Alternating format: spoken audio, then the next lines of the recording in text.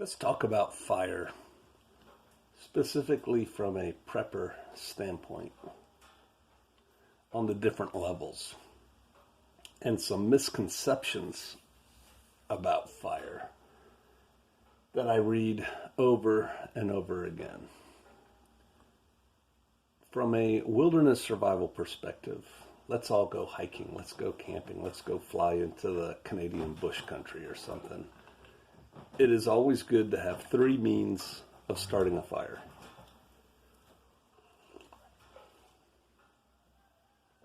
Because one means may not work and your life could depend on it. So it's important.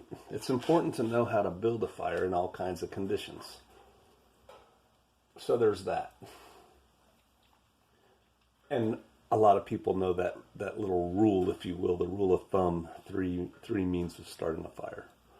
So what would that be? A lighter, wooden matches covered in wax, and, a flint and steel or a ferrocerium rod or something. And we could go into that more, but I won't. I'll just say this. Having that stuff but never having started a fire is probably not a good thing. One should be comfortable starting a fire at night in the rain and getting a fire going. So there's that, the rule of threes, if you will. Then I remember when I helped design this bag. We called it the Minuteman bag. And I have one hanging up behind us here. And it's just a grab-and-go bag for things that go bump in the night. And I made it big enough to hold just a couple magazines and a first aid kit and a bottle of water. And just have it ready to go. Grab that in your rifle and you can go see what made noise. Not, let's put on our body armor and our cool boots and our helmet and our nods and, just something to grab and go, reminiscent of the bag that went with the black powder rifle that the people would hang above their fireplace in the log cabin days, like that. And a lot of people weighed in on that bag and wanted to add enough stuff to it to make it a small rucksack, which was not the purpose of the bag. And one thing I saw over and over and over again was to have means of starting a fire in there. It's clearly not the purpose of the bag. The bag is to go outside and see what's going on and have extra ammo if you needed it, and maybe water. So there was that. Then I set up, or I was talking about a patrol bag or something like that, or some kind of tactical context. And people were saying you need three means of starting a fire. And it struck me that these were people who had never been on patrol before. And I got comments from people who had been on patrols before. I was in the infantry for 23 years, Ranger Battalion, 82nd Airborne. We never started a fire in the field one time. You don't start fires when you're on patrol because people can see them and smell them. And so from a tactical perspective, when you're on a patrol, it's not a camp out. It's actually very rough, very hard, and it takes hardcore men to be able to do these things. And so you don't carry three means of starting a fire in your patrol ruck.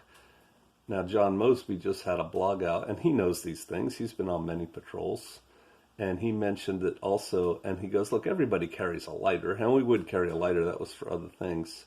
But, if your lighter doesn't work, there's 11 other guys with lighters. You're okay. You don't need to carry your cool little kit. So that's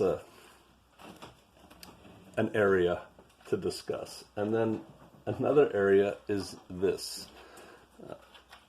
Tiawaki, the crap has hit the fan. The dog wants to get right in front of the fire.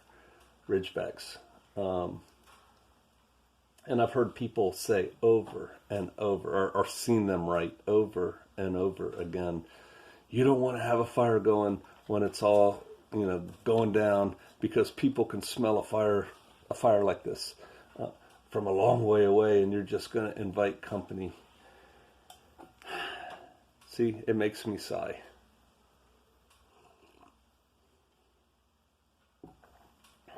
I think their thought process, though well-intended, I know it's off. I think what it stems from is if you're in a very built up area and the power's out, especially if it's been out for a week, and yet you have a generator or a solar setup or something, and your light is your house is a beacon of light that everyone in the dark neighborhood can see, you could attract unwanted attention. That is true. But think about a regular night when there is electricity and you have electricity on and your neighbors do and everybody else does.